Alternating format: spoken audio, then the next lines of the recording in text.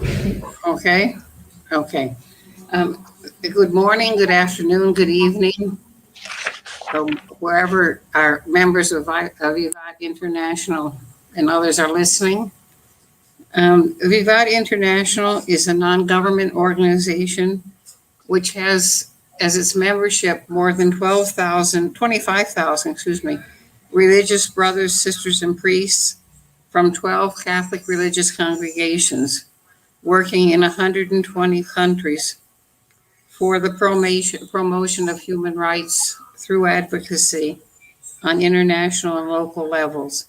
They have the special consultative status with the UN. This week and next week, you're going to be hearing about a series of meetings on climate change. The President Biden should be presenting his plan. There will be meetings in the American Congress. There are various international meetings set up also. For that reason, we at Vivat thought that it would be good to give you all a little introduction of what is the real situation in the Amazon region and the 9 countries that make up the Amazon region, just to help everyone understand what's going on. We're going to begin our meeting with a speak by an Indigenous person from English Guyana, but it's raining there and he's having trouble connecting. So we will start with Bridget, who is here from Peru, who participated in the Synod on the Amazon and who works in Peru. She's a medical missionary sister, theologian, and works with the Ministry for the Care of Creation for the Bishops' Conference of Peru. And as I said, participated in the Amazon Synod. So, Bridget, if you'd like to speak, thank you. Thank you very much for this very kind invitation, and thank you for everybody listening and your engagement. Where are we in Peru, but Peru connected to the other countries of the Amazon region? Personally, I'm linked with the Ecclesial Panamazonic Network. In Spanish, it's REPAM, through 2 channels. I'm participating actively in a group which has been composed after the Synod. It's like a fruit of the Synod, that we work together as an ecumenical group with people from different professions. There are people from economy, people from the field of theology, people from sociology, and everybody is not only doing academic work, but also very much linked with different organizations at the base, and that we trying to really work together on what is our call, our Christian call in this very critical moment of the Amazon region, how to respond, how to contribute effectively to create deeper, much deeper and wider awareness what the state of the Amazon and its peoples is, and that the Amazon is not something only of concern for the ones who live there, but that the Amazon is something which really has to concern and to touch each one of us. And so we are working in this group as well as in my second channel of participation. It's through a group of women who are reflecting together on spirituality and the theology from the Amazon region. And from this entrance also then, what does it really mean to care for life? Life in the nature, life in people. We are a group of so-called lay women and religious women, and want to bring also in our word as women. Women who are part of organizations, of women's organizations, of course, not disconnected from men, but to really foster a stronger dialogue also with men to say what can women bring in when it comes to the question of how to care for the Amazon right now. Many of these women are active in fostering projects of to work with medical plants in this disastrous situation in many of our countries, that there is no medicine, that there is not enough protection from the COVID virus, and to bring in this old wisdom, how to strengthen health of the people using the plants, but the plants are not just given like a medicine, but there is a whole spirituality connected to it. So really to care for body and mind, to help the peoples in the different situations to keep up the spirit, not to get depressed because so many deaths, so many suffering. Also, they are connected with organizations of men and women who really try to be very alert to progress of extractive projects, often without going through the legal channels or trying to take shortcuts to really foster quickly these projects, always in the name of more work for people. As in Peru, the whole situation of the pandemic has caused a loss of many also smaller jobs in the informal sector, and people desperate for work so that they find the necessary to live with their families. And there it's a high risk point that projects of extractive industries, oil, minerals, but also agribusiness, when they are presented to the government, will more quickly be passed, and people often out of desperation might even part of the communities be in agreement because there is nobody to reflect with them. What are the consequences on the middle and long run? So that is one important aspect right now in the situation. And the other point is to really, through these groups of REPAM who are connected in Peru with different church organizations, to foster really this holistic view. It was so strong from Laudato Si, from the encyclical Laudato Si, it came into the Synod, like the Amazon Synod was really meant to be a synod where you reflect what does it mean to put in practice the major inspirations of Laudato Si in a very concrete place. And in Peru, I can honestly say, we still struggle with to bring about this awareness that an integral ecology, as the final document states of the Amazon Synod, is not just one way besides other ways, but it is very clearly said it is the way if we really want to save the Amazon region. And we can experience here in Peru as well as in other places that really, like in the Amazon, what is true for the whole of reality, in the Amazon often you feel it, you sense it, you perceive it immediately, that everything is connected, that the social questions, the ecological questions, the cultural questions, the question of what should be then the public policies and politics, what type of economy is needed, and also what does all this mean in gender perspective is, and human rights is intertwined. You cannot separate it. And we also can see that human rights have been violated because in Peru, many of the indigenous peoples, as well as in Brazil and the other places, are the most vulnerable one, and are the ones who have less support from the government because the deep inequalities have affected them mostly now in this critical situation and continue to do so.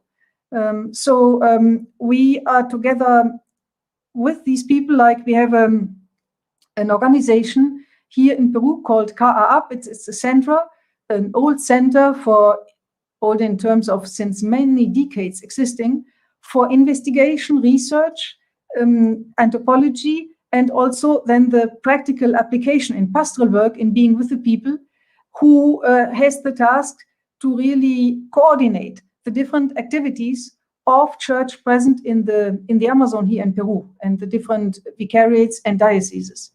So they also have always, as they are connected with REPAM, the actual figures of how many people die or how many people are infected by the virus, and what does affect mainly their life quality. And it is a growing solidarity in the local church slowly to also, or in the Church of Peru, to have this awareness. Though Amazon might be far away in the perception of people who live in other dioceses in the country, that it needs to be very close to our heart and mind, because the Amazon is crucial for the climate. And I also can see that as religious life, there is an urgent call. How can we contribute to really strengthen this awareness, and to do it also outside of the Amazon region, outside of the countries who have a part of the Amazon region? Like, I'm connected in Europe, mainly with Germany and Switzerland and Austria, because they have started at least to try to share this in the Christian communities, in church organizations, like fair trade, but then in relationship to Amazon, what does it really mean? And also to think more deeply how the way of understanding economy in a capitalistic way, often very much with a neoliberal direction, how does this affect the people in the Amazon region? And that as everything is connected, I experience through this bridging very clearly the deep problems of the Amazon region cannot be solved only by the Amazon region.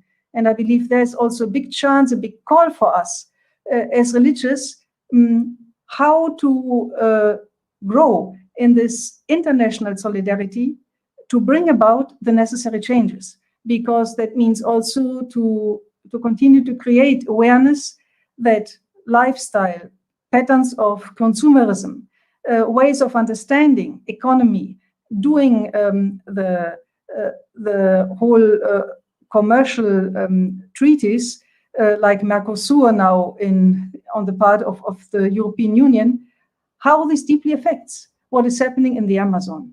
And I can say from Europe, at least from the German-speaking countries, there is we are on the way, but there is still a lot lacking. And there is now the tendency also because of COVID that people become very much concentrated on their own concerns, and like other peoples in other countries are out of their spectrum. So I believe there's a mission also for us, an important mission, to just keep awake the concern for those people who suffer from COVID and suffer very much. So I think the whole image that we are all sitting in the same boat, yes and no. I perceive it from here. We have to face the same storm, but we have to face it in very different boats.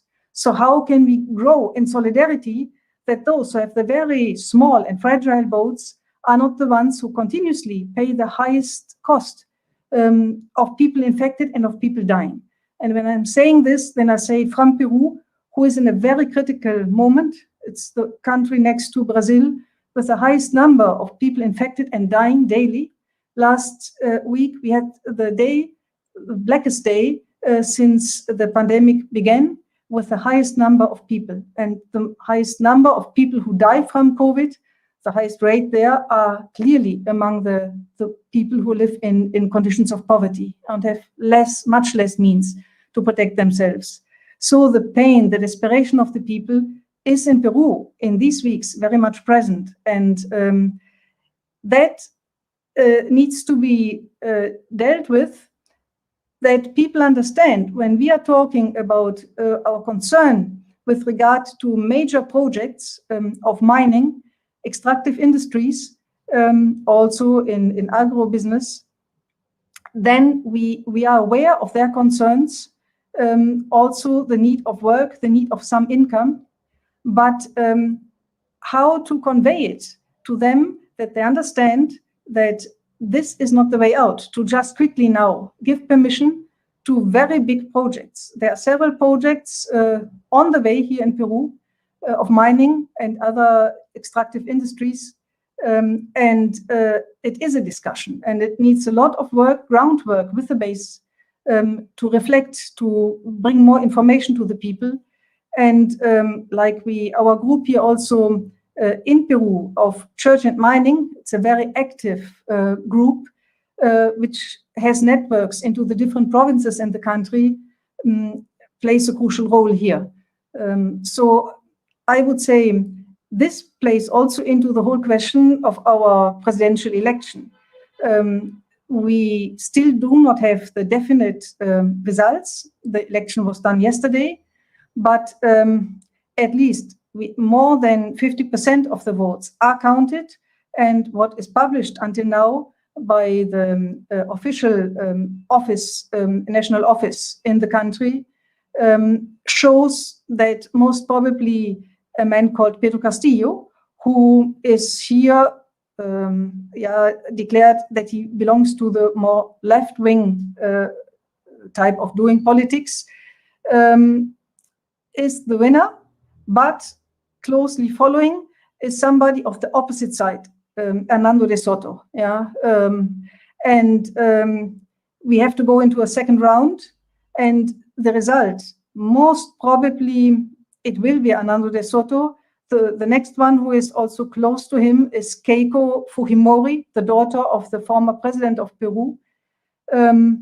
Both represent a very conservative way of doing politics and are very much lined up with entrepreneurs who have a lot of capital. The view of both Keiko and Hernando de Soto is not so much our view of an integral ecology, which also would mean to be able to say there are minerals which should stay in the ground, especially in the Amazon region, in order to safeguard biodiversity and to invest as a state in different ways of doing economy, which have been a topic at the Synod, saying what in Spanish we call bosque en pie, the way of doing economy to generate income, but with respecting the rainforest, to work with the rainforest and the resources the rainforest offers, and not damaging it, not exploiting it.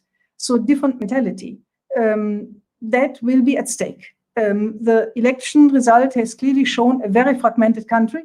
It's a divisionary line there. And there was also a woman, a very capable woman, as I think, from one of the more leftist parties, and she didn't make it. So there's also the question, why she, who really has had a good program, thought through, didn't make it, and the one who is now ahead, who, when it comes to a political program, didn't present many details. That is the concerning part. We have to see what will happen now. If finally he definitely should be one of the two who will enter into the second round, what will he present? And it will be a not easy time. But if one of the more right-wing candidates should win, I believe it will even become more critical, because Hernando de Soto already worked in the country for years, and that is like a creed for him, that people, also the smaller people and the indigenous peoples, should access a land title, but not as communal land, but a private land. So he went around and tried also in the Amazon region to animate communities to give away the communal land, to divide it among families, so that families are personal owners and little entrepreneurs, as he would say. Of course, that makes it much easier for big enterprises to buy then afterwards the land, to divide people. In some of the communities, there have been very painful experiences of this, and then quickly other communities learn from it. But it is concerning. He is very much convinced of this, and then it will become quite difficult and a hard time to really defend Amazon with this wholesome view as a big bioma where really everything is interconnected, and which should be much more taken into consideration in the projects and the permissions which will be given or not given. That perhaps as where we are right now, and saying also, as a church, I think there is not only in Peru, in Latin America, now the phase has started to prepare the so-called first ecclesial assembly of Latin America and the Caribbean. And there is a central piece, the process of listening to people, of consultations.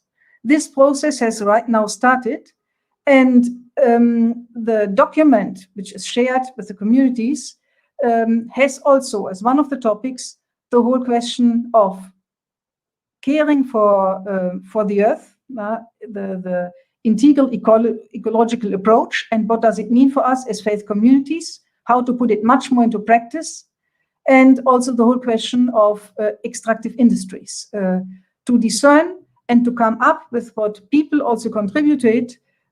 What does our commitment to one another, to care for life as Christians, mean when it comes to the whole question of extractive projects? So it will be important to see what people will say. But it is important that this topic is in, and that it is in as a sign of our times for the church in Latin America and the Caribbean, to say it concerns all of us. And we all have to do this reflection, and we have to define also our position more clearly as a church when it comes to these crucial questions.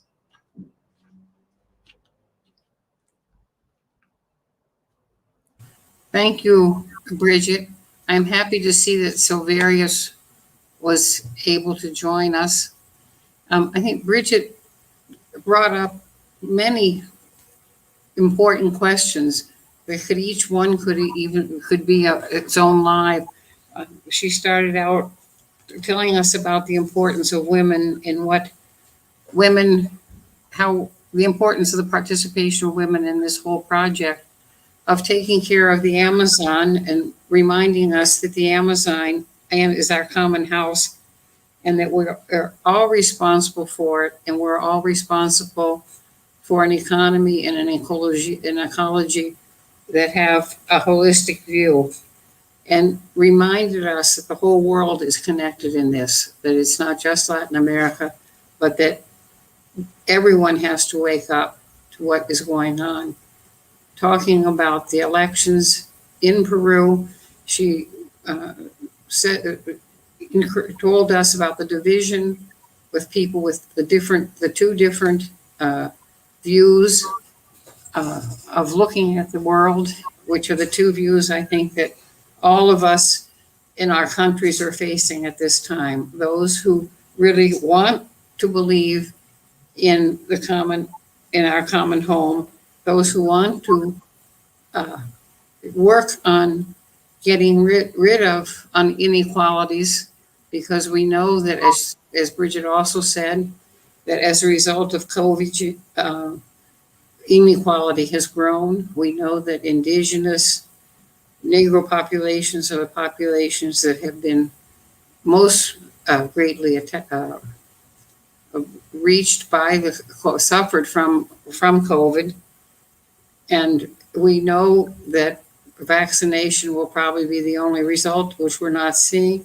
And I just like to remind everybody that Vivat International was one of the first organizations that gave a public call to end patent control of the vaccinations, so that the vaccinations would be available for all of the countries in the world, and not just for the richer countries.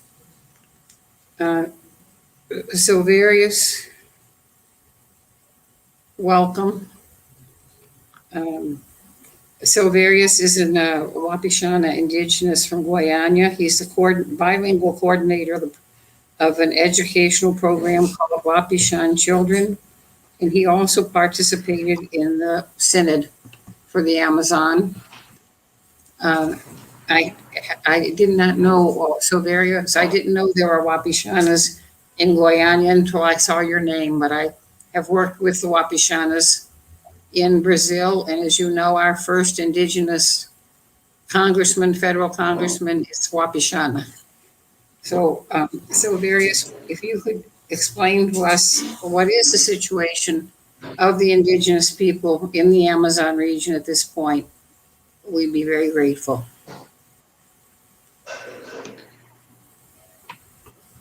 Thank you very much. Good afternoon, everyone. Sylvester Perry here, and indeed I am Wapichan, and I live in the southern border of Guyana, bordering Brazil. We are the same people. We are the same. The Wapichan in Brazil and Wapichan in Guyana are the same. Before we had borders, up to now we don't think we have borders. We just go across and visit our families and just come across. Only the river in the rainy season stops us because we can't swim enough. I want to share something with you that I have a presentation and I will share it in slides.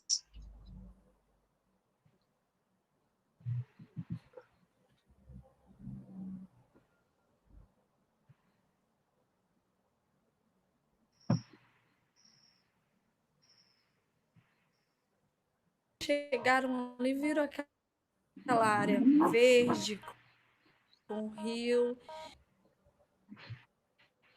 e ali ficaram, né? E aí depois que chegou a empresa Vale. Okay, this is not my video. I'm sorry.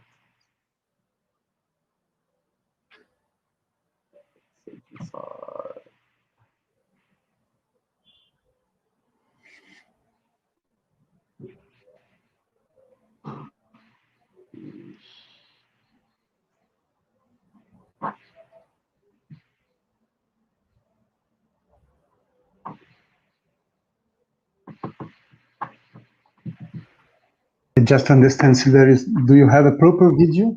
Did you send it to Mayara? I have a PowerPoint.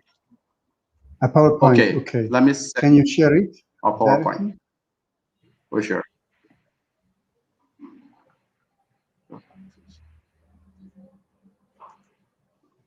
If you prefer, we can. Anyway, it will take some time. So I wanted to say that Saturday, 1 week ago, that I was in one of the communities called Achuib. And there we continue to advocate for appropriate and differentiated education for Wapichan people. And I was humbled to hear that the religious people, the religious people that came to my people, the Wapichan people, to evangelize them was the Jesuits. And in the 1909, they came to this part of Guyana and they evangelized us. Then in 1947, another Jesuit came to Guyana by the name of Father Bernard McKenna and opened schools. There was still one person in Achuib that remembers him and about the first school that opened. And during that time, she lamented the fact that they did not allow them to speak the language, the Wapichano. Of course, you have to remember Guyana was at that time a colonial country. So by extension, the education was really based on the colonial needs. But today, on Saturday, she was very happy to know that the Jesuits came back and is now on the forefront again to have a different education. And she was quite happy that they're here still on forefront in education again. And I just want to point out the fact that the question was asked of me, what religious life can do. There are many things that you can do. And the effects of the colonialism and even the globalism now is the fact that our education system was based on banking education. But today, if I can recall in Laudato, the final document of the Synod of the Amazon in number 62, 63, 64 talks about a differentiated and an appropriate education. And in 114, it also speaks about a proper university for Indigenous people should be started. And I think we are on the front with the Jesuits, with the community. Though, it is not, here is not much big like in Brazil, but I think we are on the right path and in the right direction. COVID, yes, COVID stopped us for a while, but we need to live with COVID. Somehow we need to, life must continue. And I just heard Sister Bridget spoke about the Indigenous people also have over the years looked into the land, look into the forest for solutions. We have medicines. The first thing that we heard about COVID, we went back to the ancestral wisdom. And then we look for medicines, we have bitters to drink, and we continue drinking it today. We did not wait for the vaccine. Today, one of my colleagues went to collect vaccine, but before we were taking these medicines, and it is in the forest. It is a fact that for us Amerindian people, which we call in Guyana, we are Amerindian, the Indigenous people, the fact that this is a connection to the land. This is a connection to the land we have. And you may not know why we need a big land, but it is our life. And everything in the land is connected to us. And you can see today when this pandemic comes, we turn to plants, we turn to forests, we turn to clean water. And you cannot find this in the big cities. You can only find this in the Amazon. And I cannot show you my slides. I don't know how this is not showing, but I will share it later. But what I'm thinking, what religious life can. Silverio, if you put where it says share, if you click on top of share at the bottom of your screen. I'm sharing, yes. If you click on that, your slide should show. If it's open on your computer and you click on share, your slide will come up. Open it on your computer and then click on share on this screen. Yes, it's opening now, yes, and I've seen it. And share screen.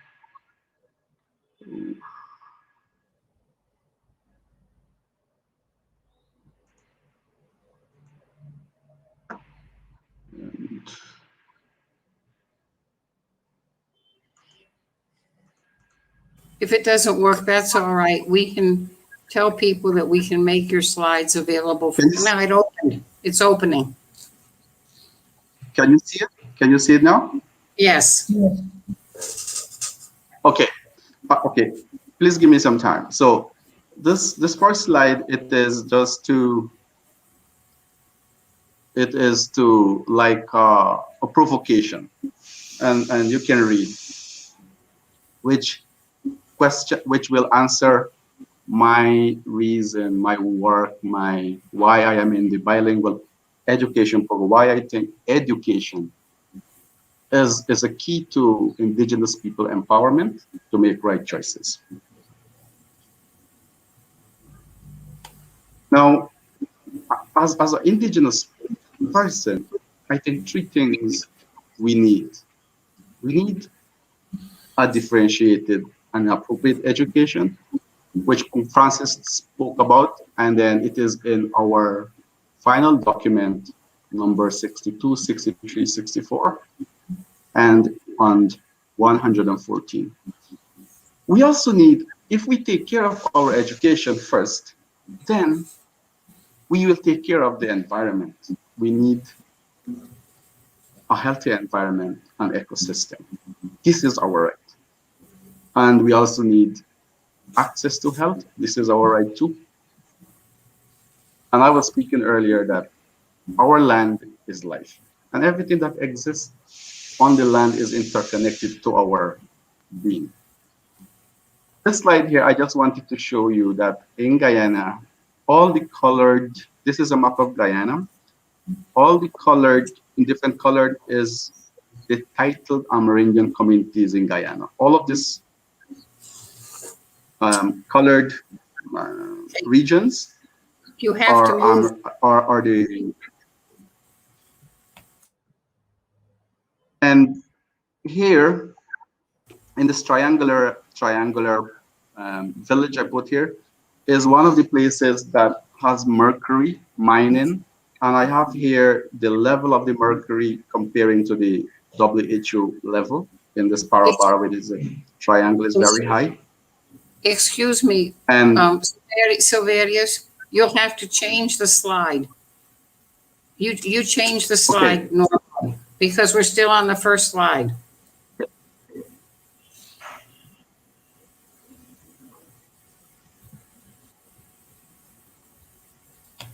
is it sharing now?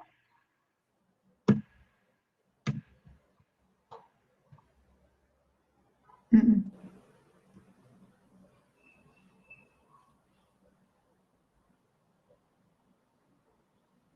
Is it changing on your screen, sister? Yes, it begins to change, but we are still not at the image you want to show us. Needs, I think, 2 more. And then the next one. Here we have the map. Okay.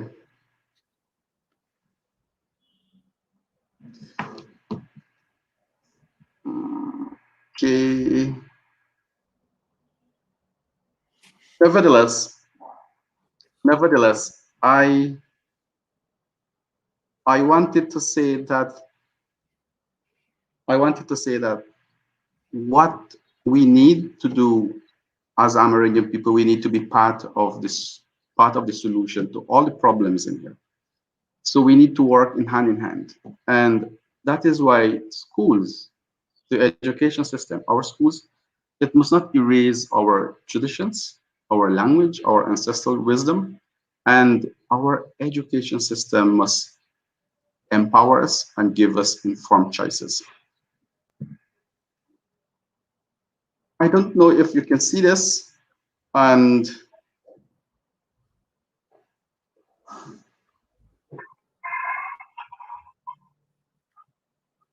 can you see this? Mm-hmm.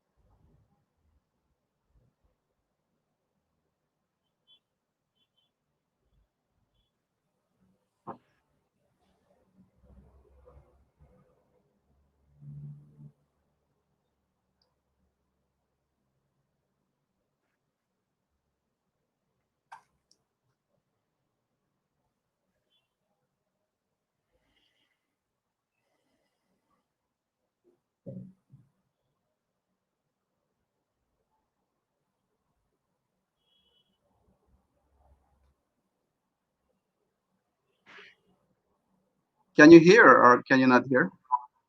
Mm-mm. No, we just see the images.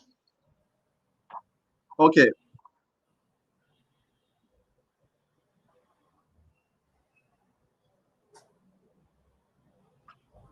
This video is just a sample of my work. Let me stop it.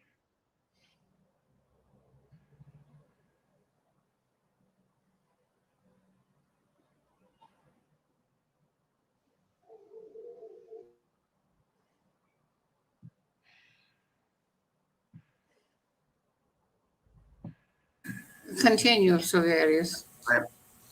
I am sorry about it. Yes. And continuing from what the Jesuits are doing for us, a wonderful work they have done for us. And still, they are with us, the Wapichan people. And to answer the question, what religious life can do. And number one, I think you can pray for us. Second, we need accompaniment, accompany us in our journey, in our struggle, in everything that we do. The particularly in this bilingual education program that we are doing, we need we need our teachers to be trained. Therefore, we need um, educational experts and professionals to help us. And this is my plea to you. As an English-speaking nation from Guyana, we need English-speaking professionals to help us in our in our struggle. So I can say to a little bit of my work that I think education can and is the first step to empower the American people. We need to have it. Once we take care of it, we can take care of everything else. Thank you. Silverius, could you give us a brief view of what you see the major problems that the indigenous people are facing in the Amazon region today? If you want to think about that, and then after Dario and Andrew talk, if you could come back and tell us a little more about what the indigenous people are facing today. I think what you said about education is very important. The role of the Jesuits, since we're a group that includes 25,000 religious, I hope that this will have some people question themselves about what they can do. You're putting together colonialism and globalism, I think, was very important. And your reminder to us that borders are something we invented, that for the indigenous people, borders don't exist. And somehow or other, we have to get that through. Brazil being a country with many kilometers of borders and many indigenous populations cut apart by borders, especially, for example, the Venezuelans at this moment, we must we must work on that. Uh, I'm going to ask now if Father Dario could speak. He is the provincial of the Cambodian priest here in Sao Paulo and has been very active in all of the work involving the question of mining here in Brazil, and has also been very active in that International as part of our coordinating team. Dario, you'd like to speak? Okay, thank you, Sister Michael. It's a pleasure to stay here with Birgit, Silverius, Andrew, and all the people are following us. Please forgive my poor English. I will have a PowerPoint to help me, but I'm not so good in English. I'm here to represent both the Comboni missionaries, who are a member of Vivat International, and also an ecumenical network called Churches and Mining Network, which is working at the Latin American level, just in order to connect those communities affected by mining operations, and the communities that are trying to resist and to defend their territories through their faith and spiritual experience.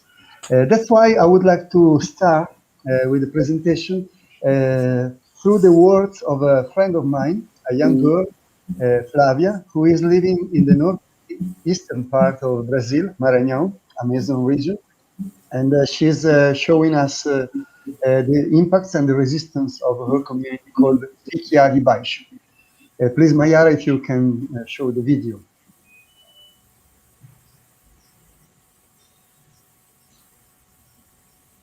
Piquiá está na Amazônia. Quando eles chegaram ali, viram aquela área verde com rio E ali ficaram, né? E aí, depois que chegou a empresa Vale, uma estrada de ferro que percorre 900 quilômetros de Carajás, no estado do Pará, até o Porto de São Luís, chegou as siderúrgicas. Então, assim, tudo mudou completamente. Os moradores já tiveram que conviver com uma nova vida, uma nova realidade, porque a terra não era mais fértil, eles não podiam mais plantar, não podiam mais beber água do rio, não podiam mais pescar, porque estava tudo contaminado. As empresas fazem a captação da água para resfriar os alto-fornos e devolve a água completamente tóxica, sim, cheia de rejeitos. É problema de saúde. Algumas pessoas já morreram, algumas pessoas já tiveram que sair dali. E outros problemas também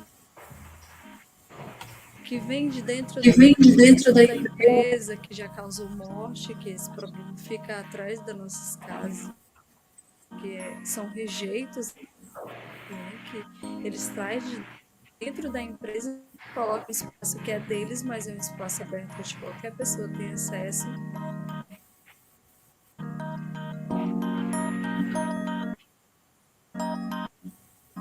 Essas grandes empresas, elas são os grandes dragões que matam. E elas chegam nesses espaços para roubar o terreno, roubar aquela vivência que as pessoas tinham, prometendo muitas coisas. É mais de 300 famílias, e se tiver assim 10 moradores de que é de baixo que trabalhem dentro da empresa, são muito. E se esses que trabalham, às vezes eles trabalham em empresa terceirizada e no pior espaço, que é onde é o descarregamento das gaiolas de carvão.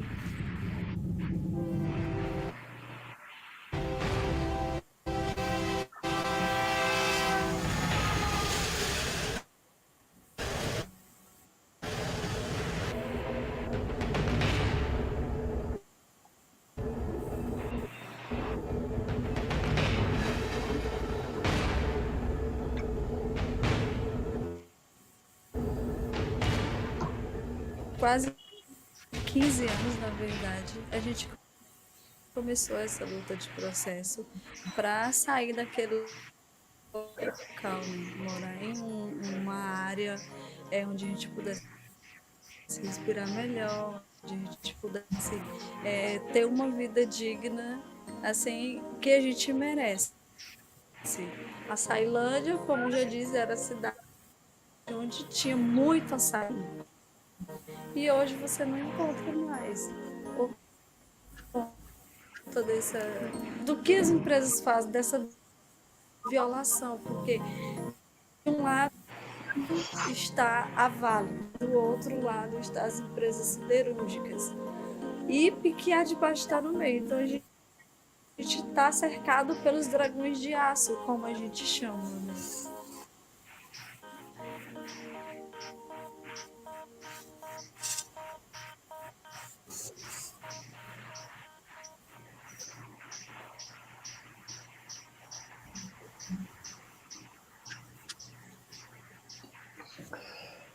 As Flavia was saying us, she is the image of the resistance of several amazing communities facing the big dragon's impacts of mining enterprises and steel mills, factories.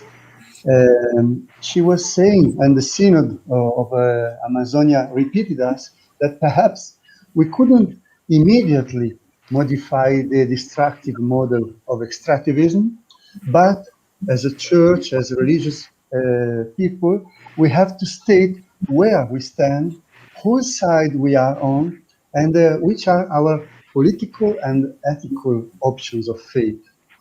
That's why today I would like to present you our way as the churches and the faith-based organization in Latin America to face and help the impacted communities. Let me see if I can share the screen. Let's hope. Okay. Please, Michael, tell me if there is any problem. But as you saw, mining in Latin America is the cause of very many impacts. Human rights violations, division of the communities, the democracy, the proper democracies are weakened, the country's waters, the people's waters are contaminated, local economies and the people's culture are undermined, and so on. And nevertheless, mining is considered as an engine of development. And our governments, the majority of the governments in Latin America, are supporting mining initiatives in the continent, for example, by reducing taxes, facilitating investments, relaxing laws, and giving territories to the companies. I hope that you can follow the next slide. That's why, so We don't have the slides up, Claudio. Can you don't have what a pity. Can you send them to Mayada to put them up? Yes, I sent.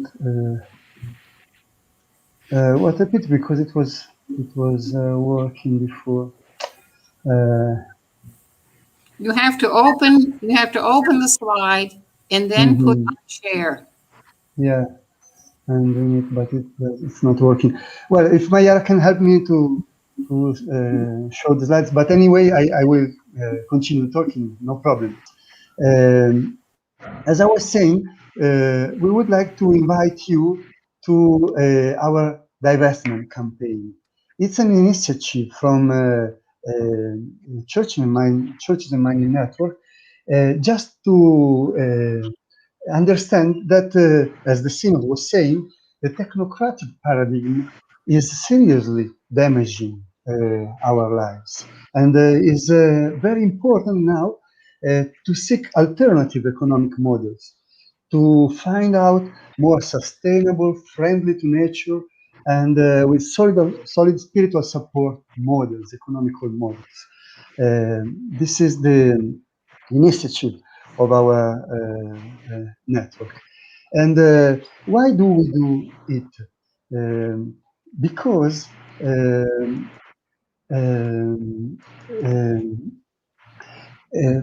actually, the most dangerous way of leading with the economic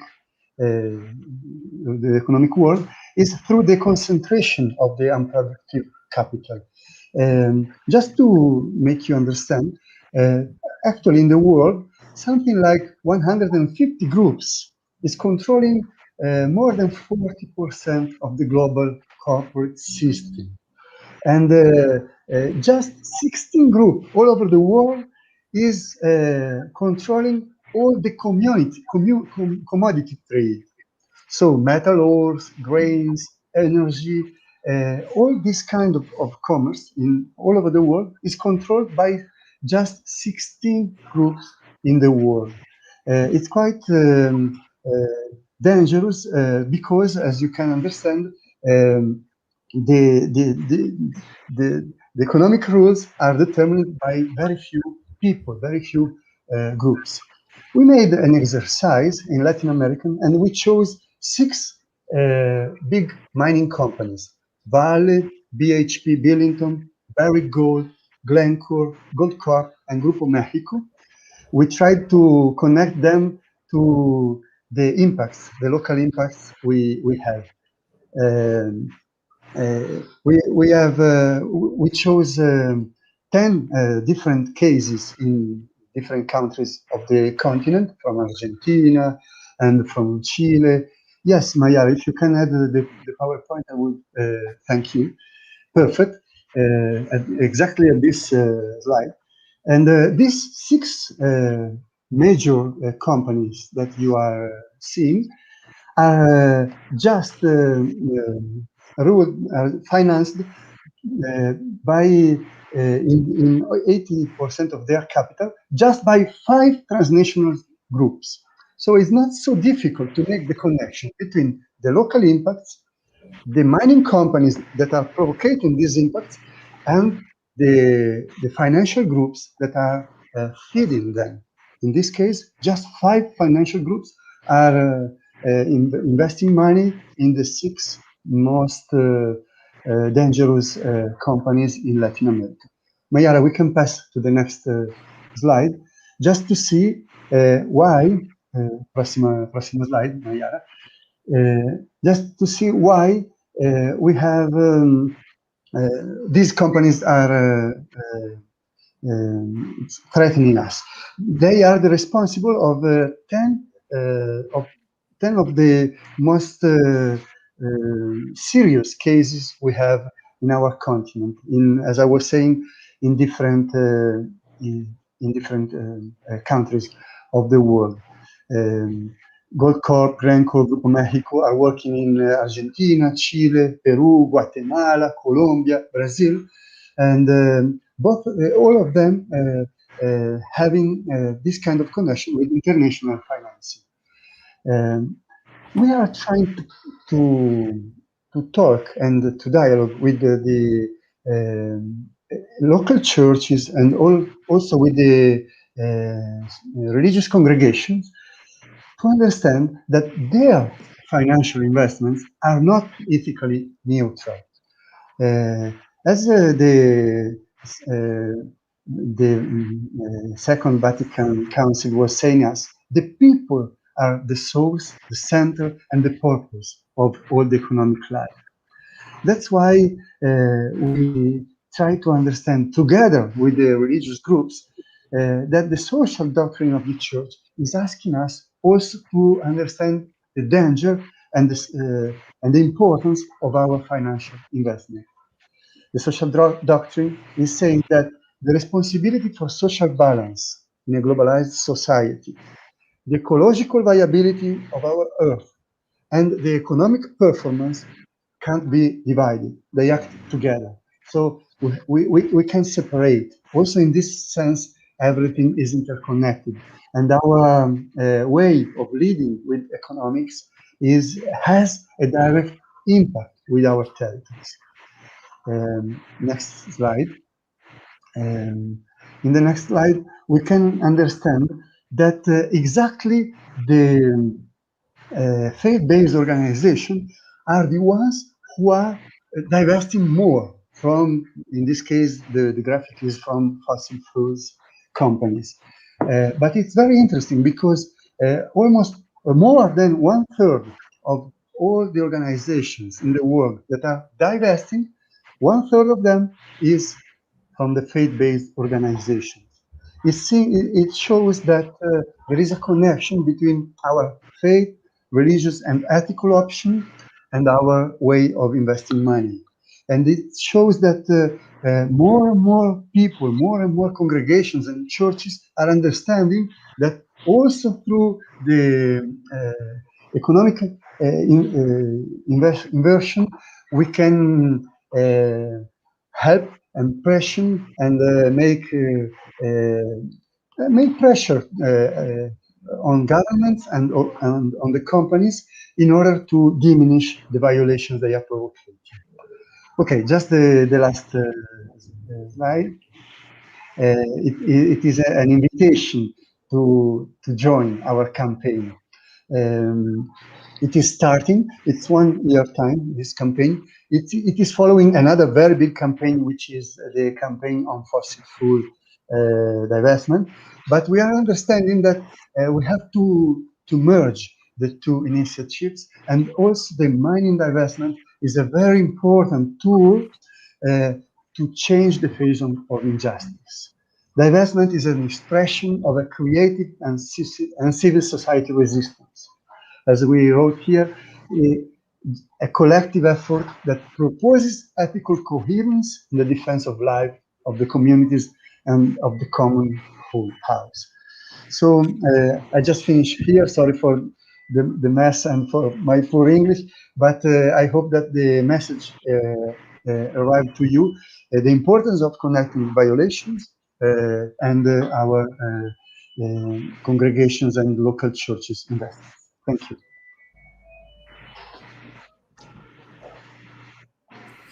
Thank you, Father Dario.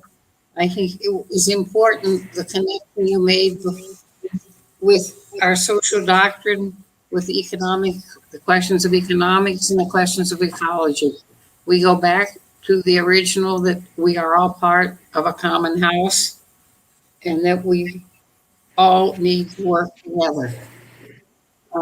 As you said, I think it's very important to notice that 1/3 of the groups that are getting rid of their investments, because divest is to get rid of your investments in mining companies at this point, are faith-based organizations, which shows that this view of a common house, this view of that we are all one, this view that the Amazon belongs to all of us, is very much alive and growing. And so, as we ask the religious congregations that are participating with us today, we encourage them to look at their investment. I'm going to now ask Andrew Miller, who is from Amazon Watch, to speak. We asked him to tell us about what are the campaigns that are underway in relation to the Amazon, and especially what is being programmed for the American Congress. Andrew? Great. Thank you so much for the invitation. And really complimenting what Padre Dario was just speaking about, which is a super important approach to looking at the Amazon and thinking about the international impact of investments and multinational corporations on the Amazon. You know, there's also a lot of important advocacy work that's being done focusing on governments, on international governments. And of course, as Amazon Watch, we're based in the United States. Our headquarters are in Oakland, and I myself am based in Washington, D.C. So we're particularly focused on the U.S. government. And just to say that there are many other campaigns that are focusing on the European Union. To some degree, there are people looking at the role of China and Chinese government policy and investments, which is also very important. A little bit harder nut to crack in terms of advocacy campaigns. But just to say that my comments are really directed towards the U.S. government. You know, right now we're in a particular moment with what we are referred to in the United States as a democratic trifecta, where you have a Democratic president and then the two sides of the Congress, the House of Representatives and the Senate, are both controlled by Democrats.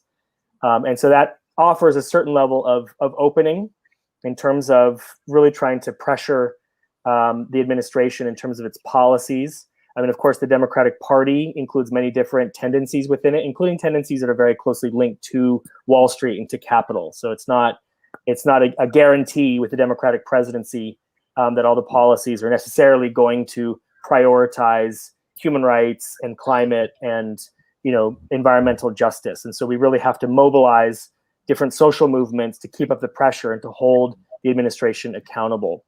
To that effect, there's a number of different kinds of platforms that have been developed.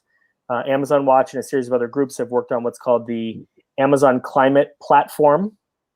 And at the same time, there was recently an event that REPAM participated in, the Grito de la Selva, Jungle Screams event that happened a little over a month ago. And there was a whole platform that was devised by REPAM with Indigenous organizations through Cueca, with the Pan-Amazon Social Forum, called the Life Plan.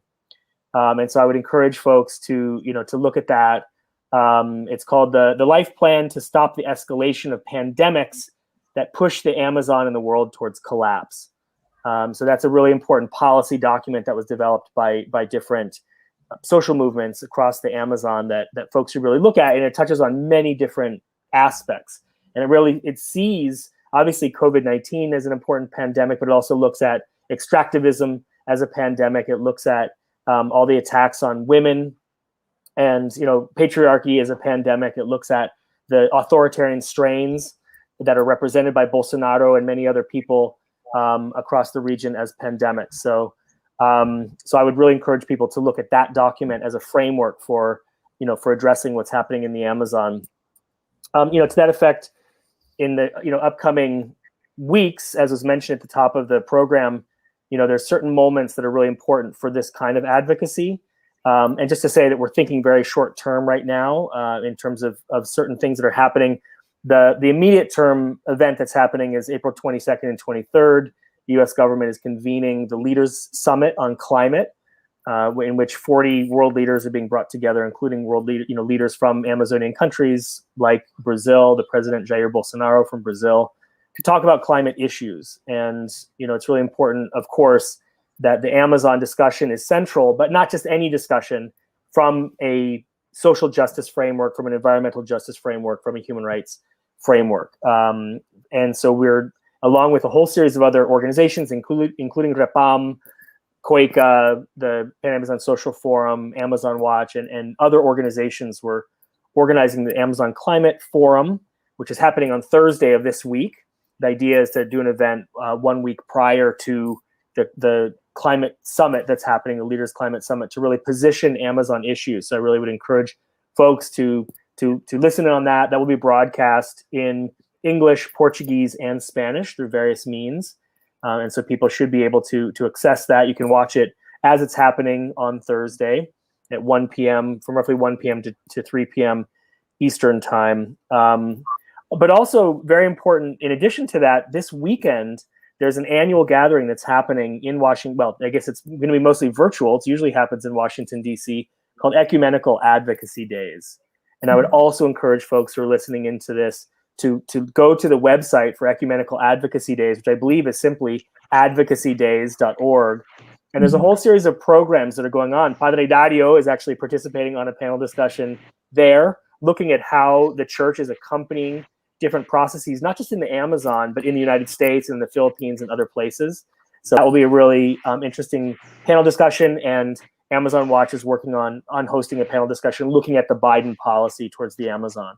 And so we'll have speakers from Ecuador, from Peru, and from the United States. We'll be touching on many of the issues that we've already touched on this program. So I would definitely encourage people to chime into that. And the Ecumenical Advocacy Days definitely has a very strong component of citizen action, and how U.S. citizens in particular can engage with the Congress to raise these issues. And that's very important. I mean, the congressional engagement is super important, again, in terms of holding the Biden administration accountable in terms of everything it said around climate change and the Amazon, protecting the Amazon, protecting human rights, environmental justice, and all of those themes. They're really going to require constant pressure from social movements, from youth movements, from church movements, from Congress, from Indigenous peoples, from African American communities, and so many others, to hold their feet to the fire, as we say, on all these questions. And it's going to be a constant, sort of challenge, I think, among the administration. And there's some very positive things that we've seen happen, but it's going to require perpetual mobilization and pressure. So hopefully folks can join those. Unfortunately, with that, I'm going to have to jump off because we have a planning meeting around the forum that's going on right now that I need to join. So I just wanted to say thank you so much, and I apologize for not being able to stick around for the question and answer session. But I do appreciate the space, and I look forward to further collaboration with you all into the future. Excuse me, Andrew, before you leave, can you tell us if the Biden plan, what the first evaluation of the Biden plan, because it just seems in Brazil, and people have been asking this, that if the Bolsonaro government has been able to influence him, it's going to be bad news. So that's it's a longer question. I mean, there's the Biden administration, through an executive order, the climate executive order on the 27th of January, is supposed to devise a strategy towards the Amazon. That process hasn't really started because key members of the administration, like the head of U.S. Agency for International Development, key people in the State Department, and others, simply aren't in place. But in the meantime, the National Security Council under John Kerry has been carrying out a dialogue with the Brazilian government, primarily with the Minister of Environment, or as many people call him, the anti-environment minister, Ricardo Salles, from Brazil. And so there's some sort of a negotiation going on. It's not really clear what exactly that is. I mean, we can kind of guess that it might be things along the lines of what Ricardo Salles has been talking about, carbon markets, private sector investments, adopt a park, et cetera. But there's huge concerns, of course, that any sort of even Bolsonaro being invited to this climate summit and his participation is sort of a legitimization of his government sort of program, which is not just about the Amazon. I mean, or the horrific aspects of it aren't simply about the Amazon. I mean, obviously COVID and just very clear fascistic tendencies and potentially, positioning himself for some sort of a coup around the next election, like what Donald Trump tried in the United States. So there's a whole series of concerns. And that's essentially the position of a lot of Brazilian civil society organizations, is basically do not negotiate with Bolsonaro. There's a video that came out this morning that was launched that's getting a lot of traction on social media, et cetera. So there's huge concerns, and those are the kinds of concerns we're attempting to raise with John Kerry and with his team. But that process has been like a black box. There was a letter was sent to John Kerry signed by Repam, signed by Cardinal Pedro Barreto, signed by the general coordinator of Cueca and other high-level people to John Kerry, no response. APIB from Brazil has sent a letter, no response. So there's been a lot of effort to try to engage, and that's one of the reasons why we're carrying out this platform, the forum, is that the attempts to try to engage with John Kerry have been met with silence, essentially. And meanwhile, the negotiations with the Bolsonaro administration continue. And the signals that we're seeing is that some sort of announcement is likely to be made on April 22nd or 23rd. And from our perspective, and I think from many organizations, that would be an enormous setback for pro-Amazon communities and movements. Mhm. Again, I'd love to go into more detail about that, but I do need to jump off. So again, huge appreciations to you all, and I look forward to. I would be delighted to join you in the future, or to have other people from Amazon Watch or some of our partners also join you in the future. And Dario will be seeing you very soon. So again, thank you so much. Thank you. Thank you. If you could just, Dario, maybe you would be able to put on the chat here the meetings that he mentioned, or the dates.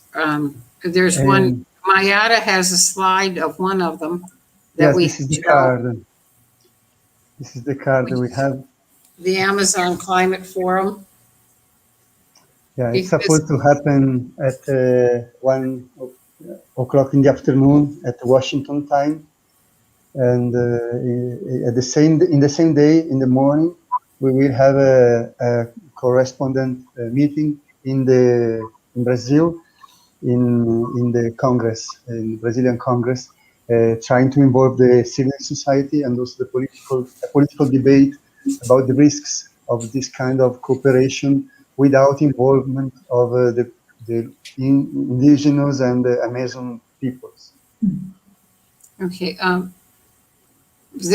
But if you're 1:00 in Washington time, is 2:00 here in Brazil. Brasilia time, it translates to 2:00 here. I'm not sure what the time change is in Guyana or Peru, but I think you all can tell your groups when it is. Yes. Just one of the questions that we asked, and perhaps I think just before we close, is if Silverius could just speak. You spoke a little bit about the importance of land for the indigenous people and the effect that the mining and all of this is happening. We know in Brazil, the month of March had the largest cutting down of trees in recent times. And so that mining is not our only problem. We also have the problem of destroying the forest. And as a result of that, we have much more violence. We talked about the dangers, what COVID has done for the indigenous people. Silveria spoke about, the indigenous people in the forest have their own medicines, but somehow or other, even with that, in Brazil, the number of indigenous people that have died from COVID is very great. So Darius, if you could just speak to that, please.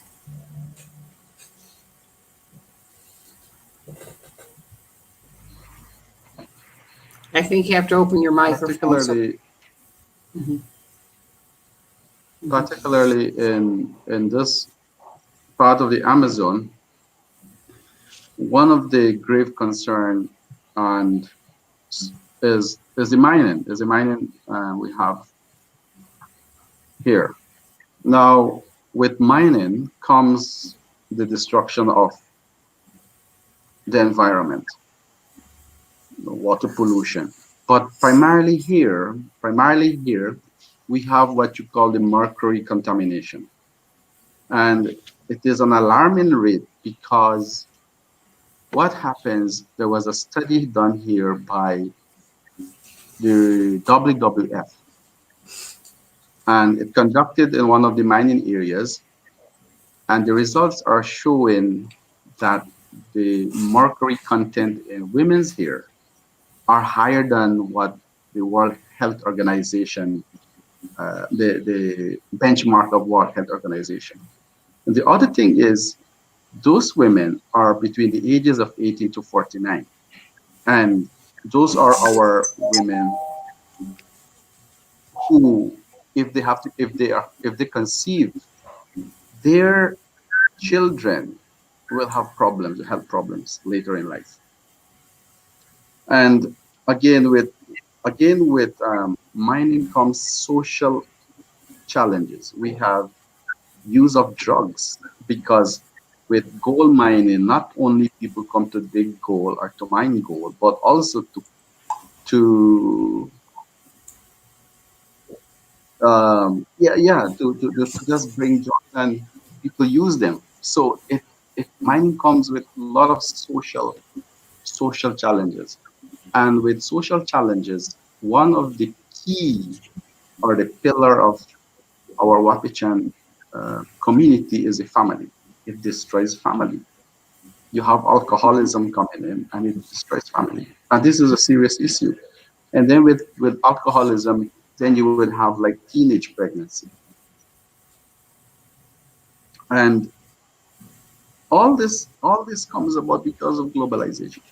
You know, with globalization, we need more and more and more, but it brings social challenges. And social challenges has also many factors that destroy the fabric of the communities.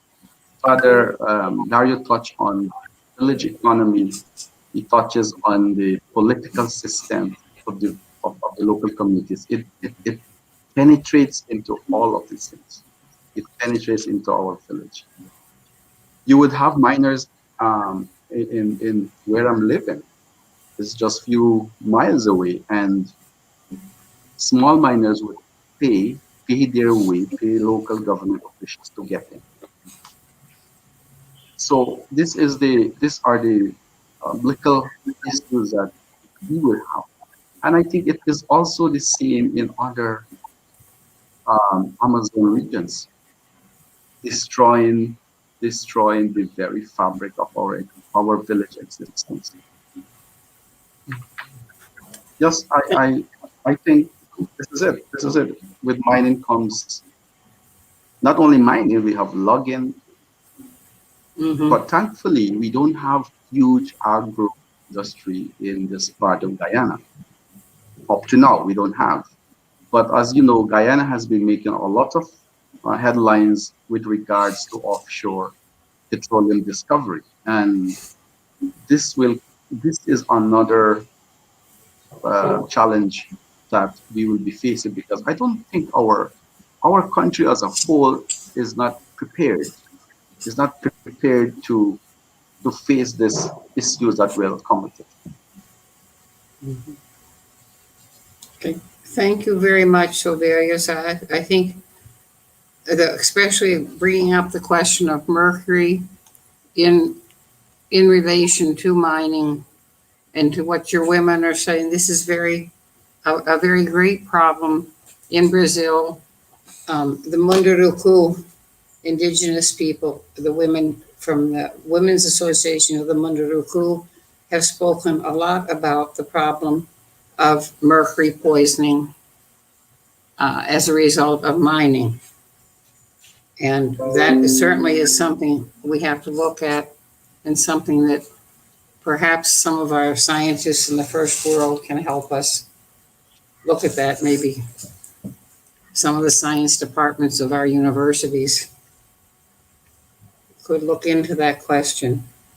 I'd just like to remind everybody that this is being taped, this live, so that it will be available both on the YouTube of Vivat International and the YouTube of Irmãs de Santa Cruz, which is the Sisters of the Holy Cross in Portuguese, but I think you can find it, so that if you would like to listen to it at another time, or if you would like to make sure that your congregations or your institutions, the parishes, I think we would hope that this would be an educational tool that could be shared with other groups in helping them prepare for the events that will be coming up.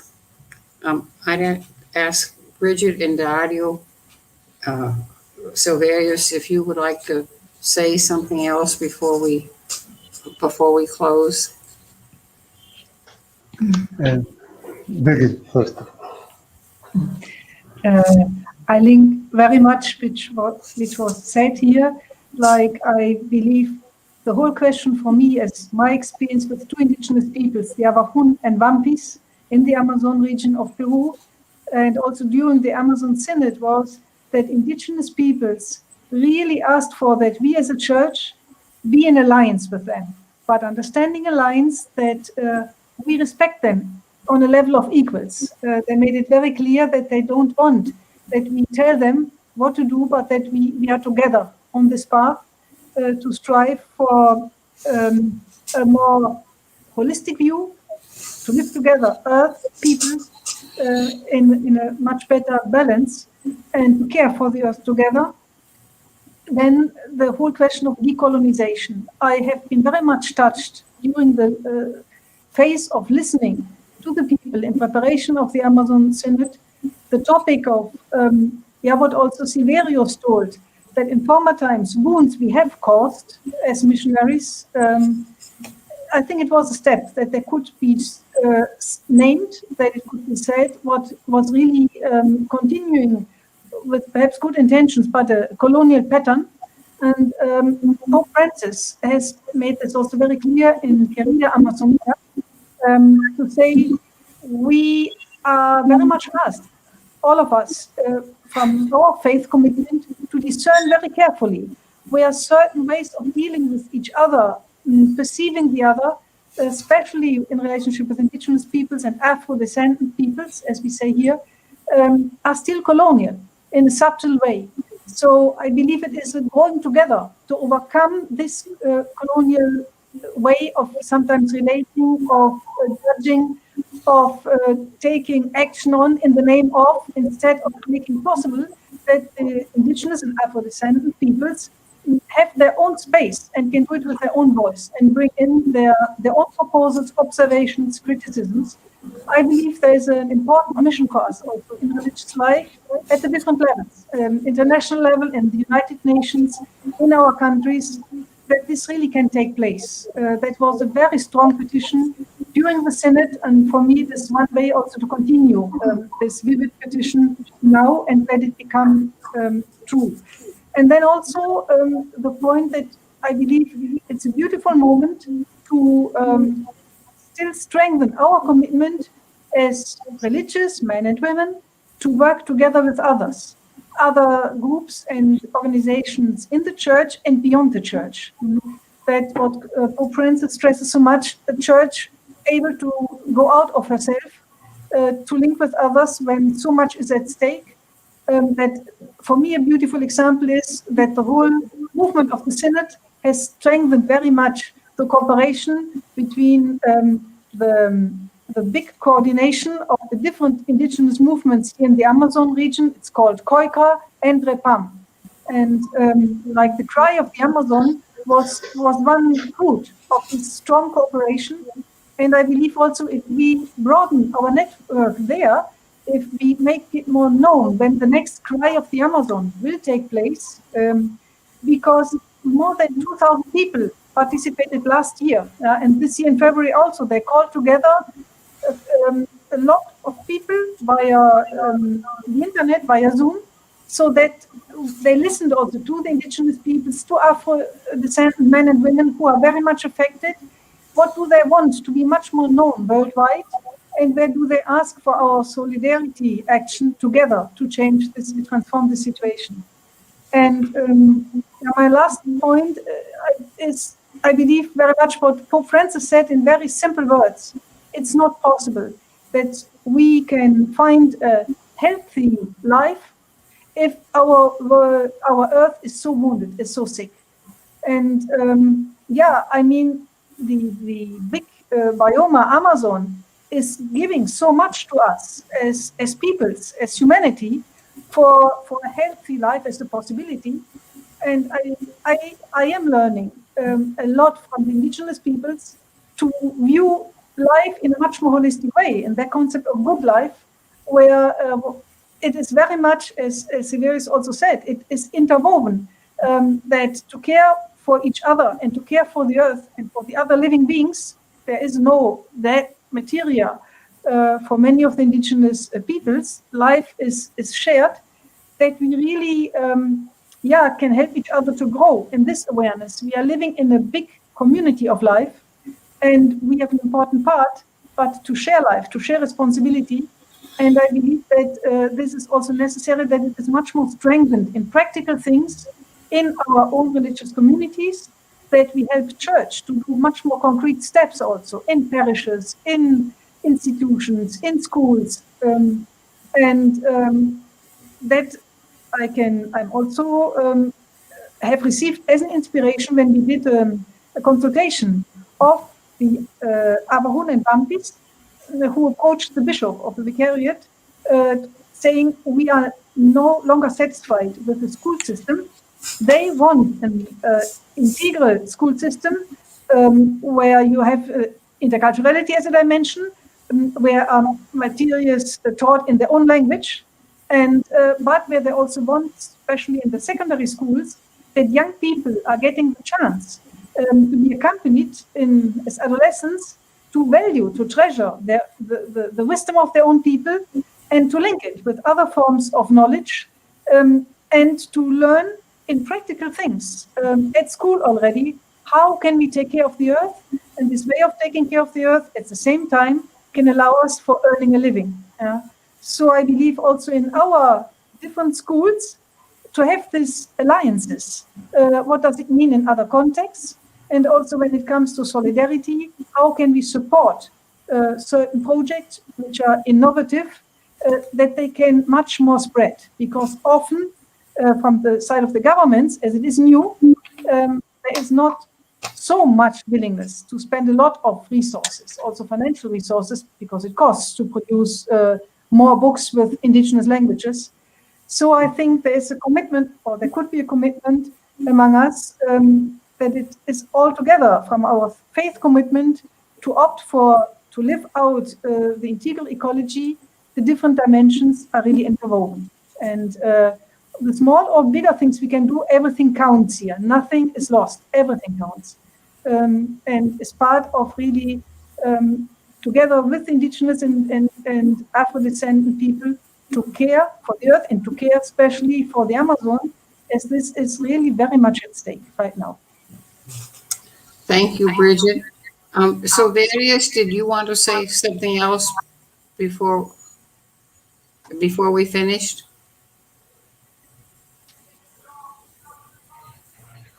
Oh no, I'm fine. Okay. No comment.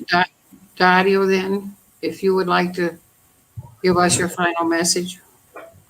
Just to answer to a question, because people was asking where to find more information about the divestment campaign.